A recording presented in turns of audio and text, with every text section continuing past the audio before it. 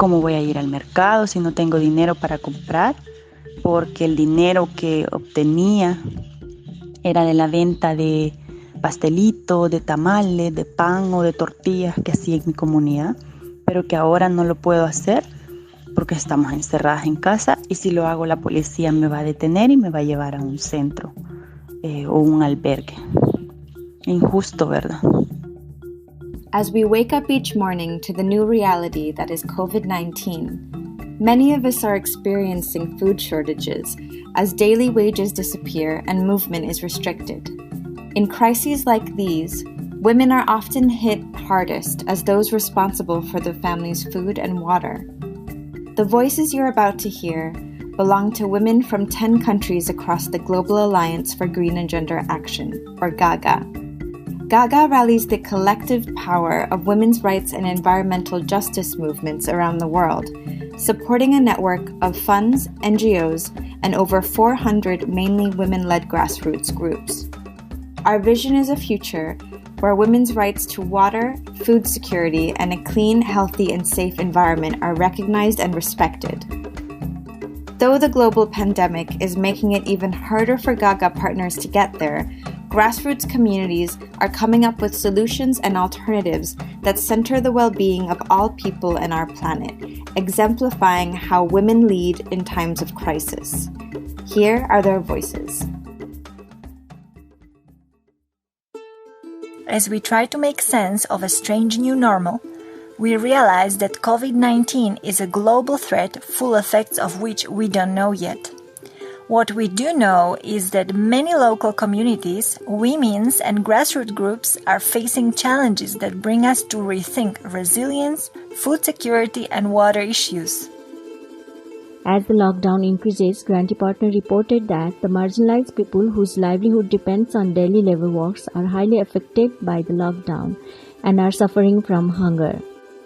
Y en este tiempo, en estas últimas semanas, sentimos que tanto el temor de este virus presente en los territorios urbanos como rurales, así como la cuarentena y la necesidad de mantenerse en casa y demás restricciones que se están expandiendo por el mundo y también por nuestro país, está impactando especialmente en las mujeres con mucha rudeza, principalmente porque son ellas las encargadas del cuidado de la familia, de los enfermos, también las principales responsables en abastecer de víveres, de alimentación y de agua para todos los miembros de la familia, que ya de por sí eran tareas difíciles en un contexto de extractivismo minero exacerbado, donde las fuentes de agua habían quedado contaminadas, donde los territorios también habían sido impactados en su producción.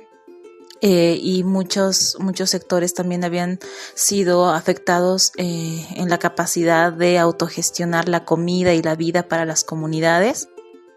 Interestingly, the areas where there has been no mining or disturbance by external projects or displacement issues, life is more or less normal. Their food security is not so severe as compared to indigenous people who have been displaced and who are landless and who go out as migrant labor. So this is what one can see very starkly, where there is a natural resource base and a sustainable way of living for the local communities, as against areas which have been opened up for large-scale projects and there is a distress situation. It's clear that in areas impacted by extractive activities, women are made even more vulnerable by the pandemic. Women are also asking themselves how they can survive and take care of their families when they're not even allowed to leave their homes and earn an income. Escuchamos por todas partes, a toda hora, a los medios de comunicación, a la comunidad, a la población, al presidente de la República y a las instituciones de gobierno decirnos: quédate en casa. Fácil, ¿no? Fácil como quedarse en casa disfrutando de la vida. No se refleja la preocupación que mayoritariamente es y ha sido de las mujeres por rebuscarnos en buen salvadoreño. ¿Qué vamos a hacer? ¿Qué vamos a comer ahora? tener la comida lista y en la mesa para nuestro grupo familiar, como se nos ha impuesto toda la vida. We are unable to go to work or even to the markets to sell our food crops that we harvest from our farms. We are forced to dash them out for free or face the consequences of them getting rotten at home. Prior to the lockdown, the prices of commodities increased outrageously, some as high as 200 to 300% price increments. Most women could not afford to even buy enough food items to store, to use during the lockdown period, not to talk about hand sanitizers or even nose masks to keep themselves and families protected. Each household is entreated to start managing a small backyard farm to at least be able to provide some food for the families to depend on until markets resume operation again. In the past, it was easy to control the rate of food consumption, especially as everyone would leave the house in the morning and return late in the afternoon. With everyone at home all day, food consumption has increased, putting more pressure on family heads.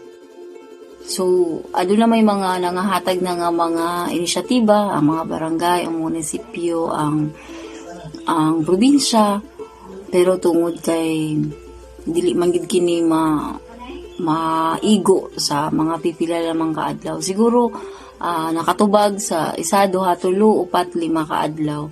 Pero tungod nagkadugay ang pangitabo sa COVID, mo nang mas nagkadugay po dinuon nga manginahanglan sila.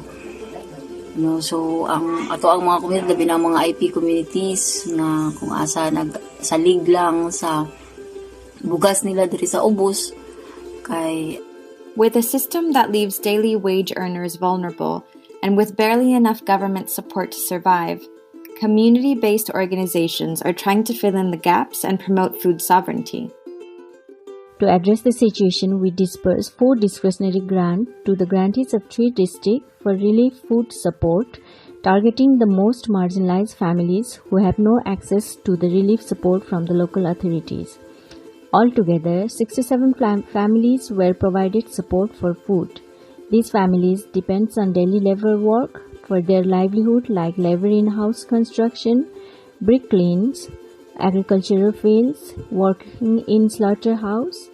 They were single woman-headed households, families with disabled household heads, the landless families.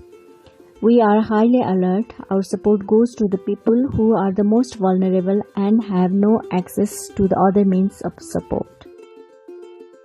Now is the time to rethink our systems with a holistic approach and start promoting policies and practices that lead to planet's ecological stability, cultivating biodiversity richness in our forests and farms, and thus bringing us health through our food and analog forestry.